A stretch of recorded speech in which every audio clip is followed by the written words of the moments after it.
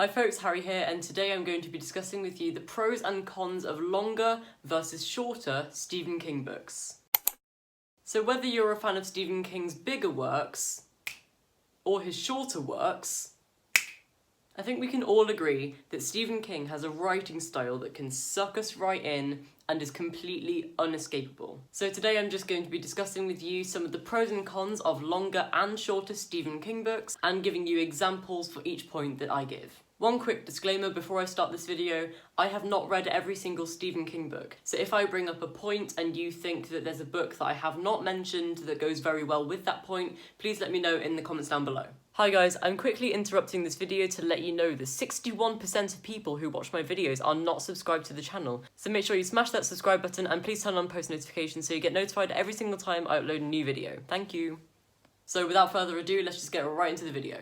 So first of all, I'm going to talk about character development. We all know that Stephen King is incredible with his character work. So I don't think there's that many Stephen King books that have bad character development, apart from one that I'm going to mention in the shorter books category. So I think that longer Stephen King books tend to have better character development because there's more time put into developing these characters. So the three examples that I'm choosing for this one are It, The Stand, and Wizard and Glass. These three books all have fantastic character development, and even though I'm not a massive fan of Wizard and Glass, I think it's quite unnecessary in the Dark Tower series, it's got some fantastic characters, so I'm choosing these three for this one. And I also find that shorter Stephen King books tend to have less time put into the characters and more time thinking about a more sophisticated plot to draw us in. So for these, I'm going for The Running Man, Cell, and Carrie. I have to say though, Cell is my least favourite book of all time, and it has really, really bad character development because none of the characters in this book are actually interesting whatsoever. But these other three that I'm choosing to showcase less character development in Stephen King's shorter works. So now I'm going to talk about world building. Because all of Stephen King's books are connected in some way or another, the locations in which his books are set are already very well developed. But I think some of the books that consolidated this fantastic world building are The Stand, It, and one of my personal favourites, 11/22/63.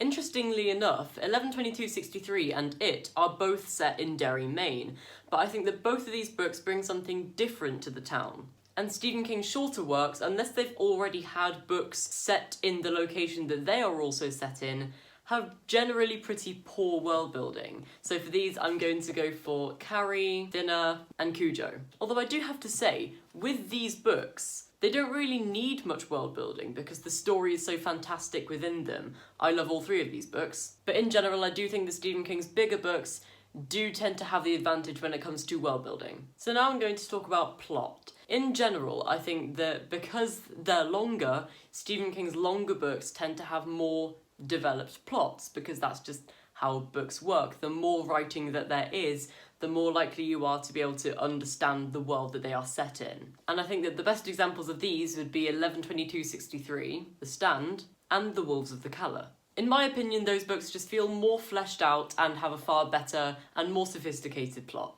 However, this is where I kind of prefer Stephen King's shorter books because, kind of similar to John Carpenter's movies, Stephen King thrives on simplicity, and Stephen King's more simple ideas tend to be the most terrifying. And I think this is perfectly exemplified in things like Misery, The Shining, and more recently, Mr. Mercedes. These books, despite their really short length, are so powerful with their plot and basically in every aspect. These books are truly fantastic. So I guess this is the first time where I'm talking about how the length of a book does not necessarily mean that it's better. So next I'm going to talk about how some Stephen King books can be quite boring at times. Stephen King, especially Stephen King in the past, definitely had a habit of making some sections of his books quite tedious to get through. And I think that within his longer works, the best examples of this would be The Stand, It, and more recently, Dreamcatcher. There are plenty of sections in those books where it is very, very difficult to get through and just a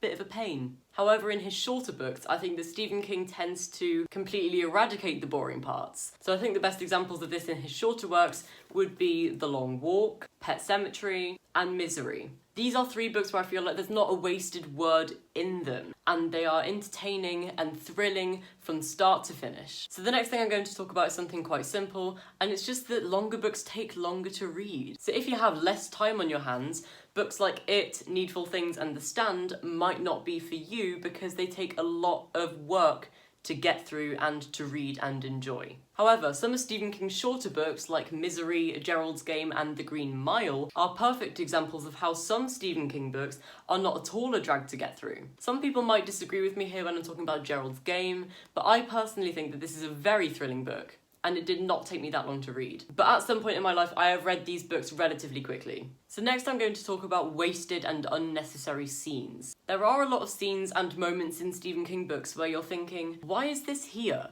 And I feel like Stephen King's older and longer works are more susceptible to this. So some of these would be things like Wizard and Glass, It, and The Stand. I think that within these 3 books there are definitely a plethora of scenes where you think that might not have been necessary. But I find that in Stephen King's newer and shorter works, generally, they include a lot less wasted scenes. And like I mentioned earlier, there's less wasted words. So some of these are Misery, and more recently, The Outsider, and Stephen King's most recent novel to date, The Institute. So in general, I think it really depends on the book itself. I don't think that the length of the book massively contributes to how good it is, but those are the things that I wanted to point out today. I really hope you enjoyed this video, and if you did, please give it a big fat thumbs up, and please consider subscribing to my channel for more bookish videos like these. All of my social media links are in the description below, and I will see you next time for another video. Goodbye.